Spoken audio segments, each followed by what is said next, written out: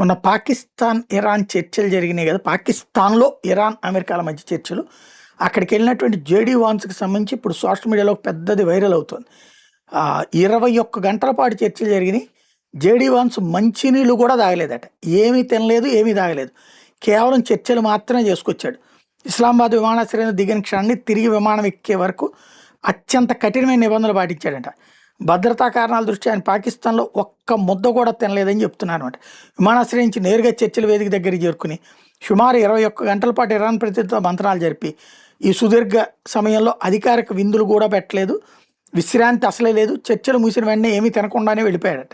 Social మీడియాలో meme వర్షం అయితే కురుస్తోంది. వాన్స్ భార్య ఉషా వాన్స్ భారత సంతతికి చెందిన వ్యక్తి కావడంతో నెటిజన్లు విషయాన్ని భారతీయ కోణంలో విమర్శిస్తున్నారు.